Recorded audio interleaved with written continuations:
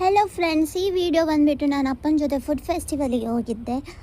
ಹಾಗೆ ಫಸ್ಟಿಗೆ ನಾನು ಎಲ್ಲ ಕಡೆ ಹುಡುಕಿದ್ದು ಯಾವುದೆಲ್ಲ ಫುಡ್ಡೆಲ್ಲ ಉಂಟು ಫಸ್ಟ್ ನೋಡಿ ಮತ್ತೆ ಸೆಲೆಕ್ಟ್ ಮಾಡಿದ್ದು. ಹಾಗೆ ಫಸ್ಟಿಗೆ ನಾನು ಹೋದದ್ದು ಶಾರ್ಮಾ ತೊಗೊಳ್ಳಿಕ್ಕೆ. ಶಾರ್ಮಾ ನಾನು ಮನೆಗೇ ಪಾರ್ಸೆಲ್ ತೊಗೊಂಡದ್ದು, ಯಾಕೆಂದರೆ ನನಗೆ ಅಲ್ಲಿ ನಿಂತು ತಿನ್ನಲಿಕ್ಕೆಲ್ಲ ನನಗೆ ಸರಿ ಆಗಲಿಲ್ಲ, ಯಾಕೆಂದರೆ ಆಲ್ಮೋಸ್ಟ್ ತುಂಬ ಜನ ಇದ್ದರು.